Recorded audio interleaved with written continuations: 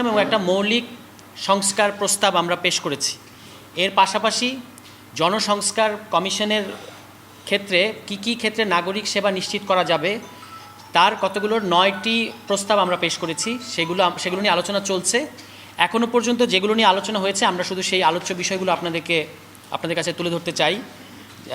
যেটা আমাদের গত মিটিংয়ের ফলো আপ আসলে সেটা হচ্ছে যে সংসদের যে স্থায়ী কমিটিগুলো থাকে, এই স্থায়ী কমিটিগুলোর প্রধান হিসেবে আমরা বিরোধী দলের থেকে আমরা বলেছিলাম বিরোধী দলের সংসদ সদস্য থাকতে হবে, মানে ওই স্থায়ী কমিটির প্রধান হিসেবে। তো আরও স্পেসিফিকভাবে আজকে আলোচনায় এসেছে যে সকল মন্ত্রণালয়ের ক্ষেত্রে না হলেও অন্তত গুরুত্বপূর্ণ কতগুলো মন্ত্রণালয় আছে, যেমন জনপ্রশাসন মন্ত্রণালয়, তারপর পাবলিক অ্যাকাউন্টস কমিটি, পরিকল্পনা মন্ত্রণালয়, স্বরাষ্ট্র মন্ত্রণালয়ের মতো যে গুরুত্বপূর্ণ মন্ত্রণালয়গুলো আছে এগুলোর প্রধান যেন বিরোধী দল থেকে হয়, এইটা নিয়ে আলোচনা চলছে।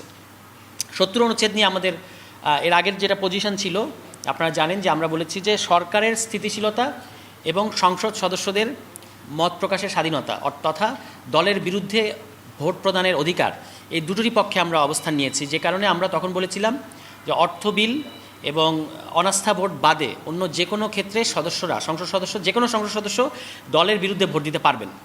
আজকে আমাদেরকে কমিশন প্রস্তাব করেছেন বা আমাদেরকে ভেবে দেখতে বলেছেন যে এর পাশাপাশি, এই দুটো তো ঠিক আছে, এর পাশাপাশি সংবিধান সংশোধনীর ক্ষেত্রে দলের পক্ষে সংসদ সদস্য যেন থাকেন তথা 70 অনুচ্ছেদ যেন এটার ক্ষেত্রেও কার্যকর হয়, এটা আমরা ভেবে দেখব কিনা। তবে আমরা জানিয়েছি যে আমরা এখন আগের পজিশনেই আছি, অর্থাৎ সংবিধান সংশোধনীর ক্ষেত্রে আমরা মনে করছি এখনও পর্যন্ত যে সংসদ সদস্যরা দলের বিরুদ্ধে চাইলে ভোট দিতে পারবে, কিন্তু এটা আমরা বলেছি যে আমরা বিবেচনা করব। অর্থাৎ আমাদের পুরনো পজিশনটাই সরকারের স্থিতিশীলতা এবং সংসদ সদস্যদের স্বাধীনতা, এই দুটোর সাপেক্ষে 70 অনুচ্ছেদের যে চিন্তা সেটা আমরা আবার পুনর্ব্যক্ত করেছি এখানে।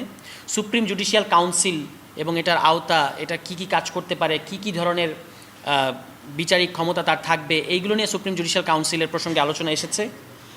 নির্বাচন কমিশনের জবাবদিহির একটা প্রসঙ্গ, আপনারা ইতিমধ্যে অবগত আছেন যে নির্বাচন কমিশন ইতিমধ্যে মেয়াদ পূর্ণ করেছে, তার যদি কোনো ধরনের মিসকন্ডাক্ট কিংবা অনিয়মের অভিযোগ থাকে কিভাবে তাকে জবাবদিহির আওতায় আনা যাবে, এটা নিয়ে কিছু রাজনৈতিক দলগুলোর মধ্যে ভিন্ন মত আছে।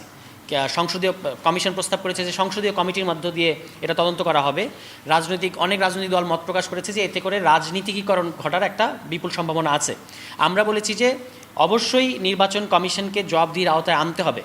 তো যেহেতু সংসদীয় কমিটির ক্ষেত্রে আপত্তি উঠেছে, আমরা এটাকে সুপ্রিম জুডিশিয়াল কাউন্সিলের মাধ্যমে তদন্ত, যে কমিশনের ব্যাপারে যে কোনো ধরনের অভিযোগের ক্ষেত্রে অনিয়ম, দুর্নীতি কিংবা তার নির্বাচনী আচরণবিধি যদি নির্বাচন কমিশন নিজেই লঙ্ঘন করে, সাংবিধানিক দায়িত্ব যদি লঙ্ঘন করে, এই সমস্ত ক্ষেত্রে সুপ্রিম জুডিশিয়াল কাউন্সিলের মধ্য দিয়ে এটা সমাধান করা যেতে পারে এবং জুডিশিয়াল রিভিউর কথা আমরা বলেছি, সংসদীয় কমিটির কাছে না।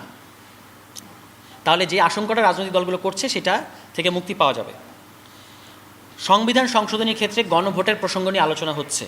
তো এটা আমরা আগেও বলেছিলাম যে সংবিধান সংশোধনীর ক্ষেত্রে এখন তো যে প্রস্তাবটা এসেছে আমরা এটাকে সমর্থন করেছি যে নিম্নকক্ষ এবং উচ্চকক্ষ দুই কক্ষেরই 2/3 ভোটের পরে গণভোটের বিধান থাকতে হবে, এর মধ্যে দিয়ে সংবিধান সংশোধন হবে। তো সেই ক্ষেত্রে সংবিধান যদি প্রশ্নটা উঠেছে যে মাইনর সংশোধনী যদি হয় সেটার ক্ষেত্রে গণভোটে যেতে হবে কি না। তো আমরা খুব স্পেসিফিক করে কতগুলো ধারা বলে দিয়েছি যে এই সমস্ত সংশোধনীর ক্ষেত্রে অবশ্যই সংবিধান সংশোধনীর গণভোটে যেতে হবে, যা তার মধ্যে যেগুলো আসলে রাষ্ট্রের বেসিক পাওয়ার স্ট্রাকচার কিংবা প্রিএমবেলের মতো গুরুত্বপূর্ণ ইস্যু, এইগুলোর মূলনীতি, এইরকম গুরুত্বপূর্ণ ইস্যু যেগুলো আছে সেগুলোর ক্ষেত্রে সংশোধনী করতে গেলে অবশ্যই গণভোটে যেতে হবে। আদারওয়াইজ নর্মাল যেগুলো রুটিন সংশোধনী যদি প্রয়োজন হয় এগুলো আসলে 2 কক্ষের 2/3 যথেষ্ট।